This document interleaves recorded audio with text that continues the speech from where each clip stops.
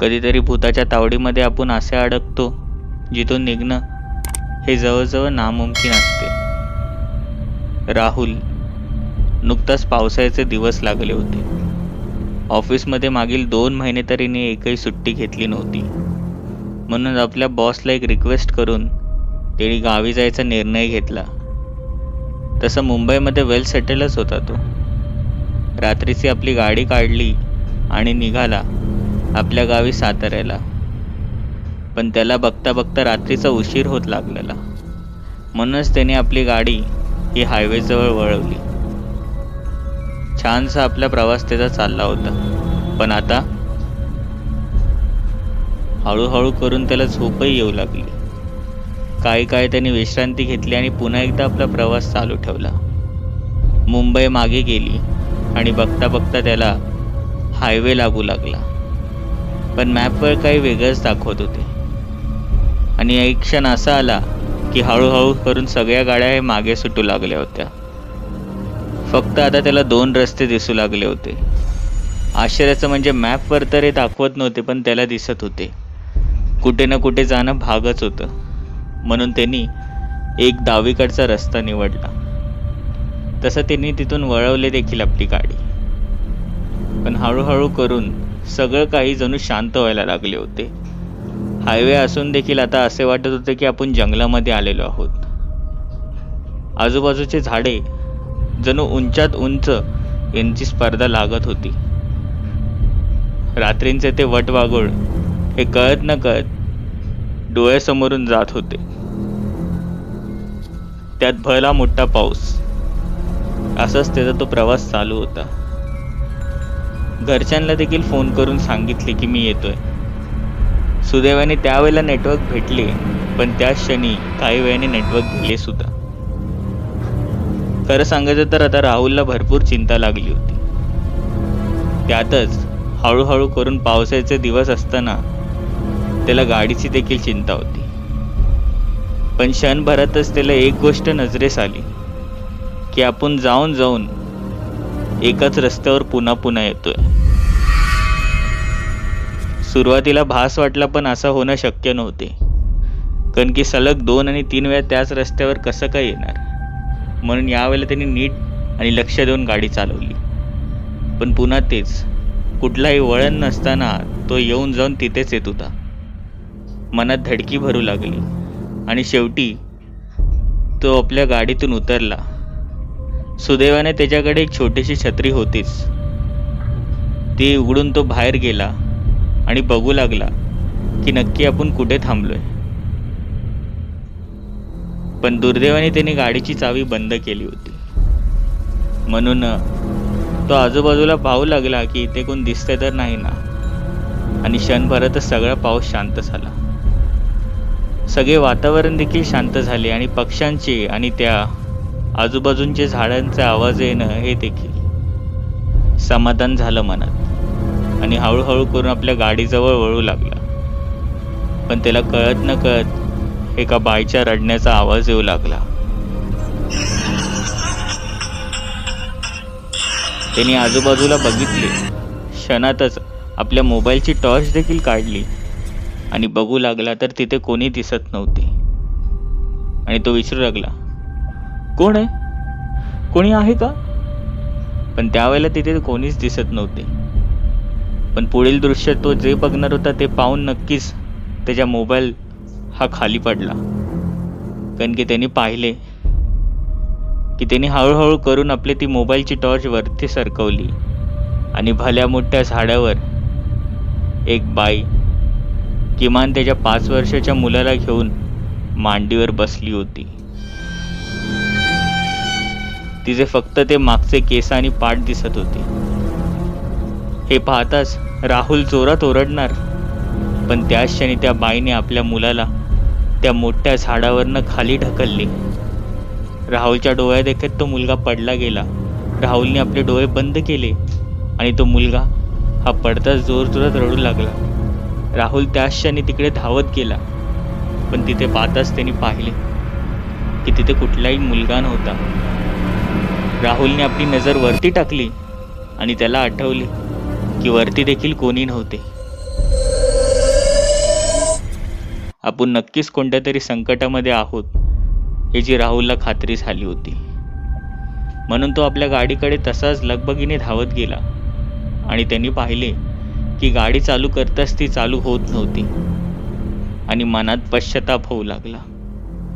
कारण की त्याला माहीत पडले की गाडीचे इंजिन पावसाळ्यामुळे पूर्णपणे थंड झाले होते. ते चालू होणार तरी कसे आता? त्यासाठी त्याला आता गाडीच्या खाली उतरणे भागच होते. हळूहळू करून तो गाडीच्या खाली उतरला. आपल्या मोबाईलचे त्या सहाऱ्याने तो शोधू लागला की कुठे काही गडबडी आहे का, पण तसे काहीच नव्हते. त्याच क्षणी तो पुन्हा एकदा गाडीत बसला आणि गाडीचे ते इंजिन त्यांनी चालू केले. ते चालू करताच जणू त्याचे नशीबच होते ते. ती गाडी चालू झाली. मनात एक हास्य आले आणि तो रेस देऊ लागला. पण याचा कोणताच परिणाम आता होणार नव्हता. कारण की असे वाटत होते की गाडी ही जणू मागून कोणीतरी पकडलेली आहे. त्याने अक्षरशः जोरजोराने रेस दिल्या, पण त्याचा कोणताच परिणाम होत नव्हता. आजूबाजूला बघितले तर तिथे कोणीही नव्हते आणि महत्त्वाचं म्हणजे एकही गाडी त्या बाजूनी जात नव्हती. तो पुन्हा एकदा खाली उतरून आजूबाजूला पाहिले तर तिथेही कोणी नव्हते. पण क्षणभरातच त्यांनी नजर ही मागच्या बाजूला गेली आणि त्यांनी पाहिले की अक्षरशः एका झाडाच्याच बाजूला हलकीशी सावली येत होती आणि तिथेच एक लाल साडीवाली बाई, जिचा पदर अक्षरशः जमिनीपर्यंत टेकला होता आणि तिच्या हातात तोच 5 वर्षाचा मुलगा हा होता. आणि ती एका क्रूर नजरेने राहुलकडे तशीच पाहत होती. आणि बघता बघता तिची ती नजर एका हास्यामध्ये गेली आणि तिचा तो हात हा हळूहळू करून पुढे घेऊ लागली. सुरुवातीला राहुलला काहीच समजले नाही, पण बघता बघता तो हात हा पुढे येऊ लागला आणि राहुलच्या दिशेने येऊ लागला. राहुल त्याच क्षणी गाडीत पुन्हा एकदा बसला आणि गाडीला रेस दिला आणि गाडी पुढे निघून गेली. हे होतं तरी काय, याच्याच धक्क्यामध्ये राहुल होता. सहजपणे चुकून त्यावेळेला तिथे त्याला नेटवर्क आला.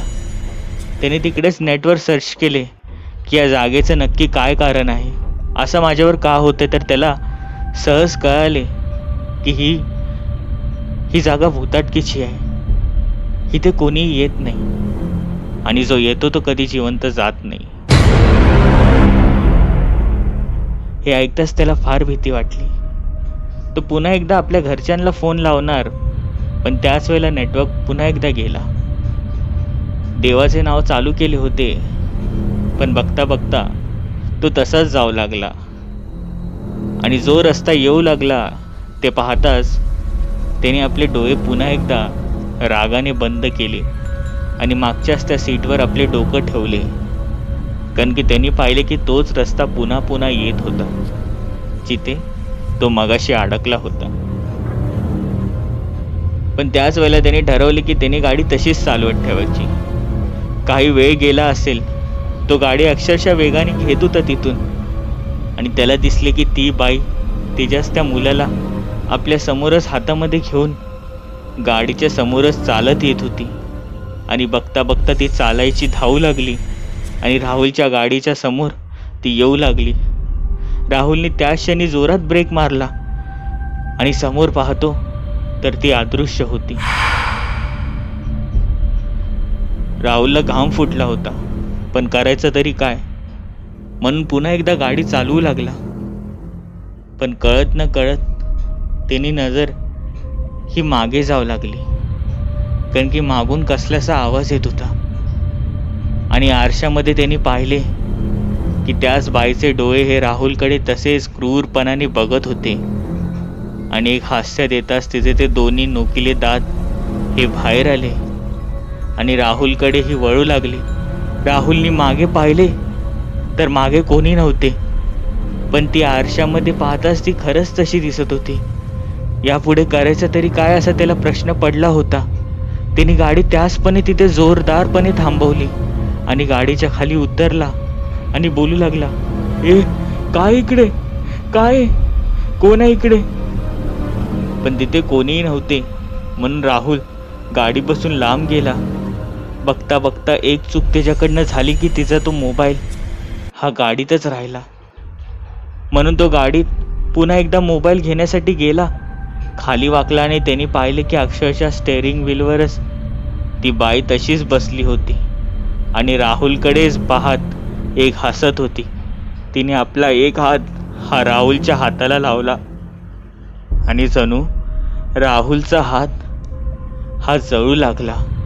त्याला चटके बसू लागले, तो किंचाळू लागला आणि त्या गाडी बसून लांब होऊ लागला. ती हाडं त्याच्या मागे तशीच येऊ लागली आणि क्रूर नजरेने ती त्याच्या मागे आपल्या त्या वाकड्या पायाने त्याच्याकडे चालू लागली. तिचा तो मुलगा हा देखील आता त्याच्याकडे पाहू लागला होता. ती हाडं हळूहळू करून पांढरी पडू लागली आणि तिच्या तोंडातून येणारे ते रक्ताचे लाळ हे राहुलच्याच गळ्याकडे पाहत होते. जणू तिला ते चावून तिचे ते लचके तोडून त्याचा तो आस्वाद घ्यायचाच होता. ती हळूहळू करून राहुलच्या मागे येऊ लागली. राहुल तसाच धावू लागला. धावता धावता ती हाडं देखील तशीच मागे येत होती.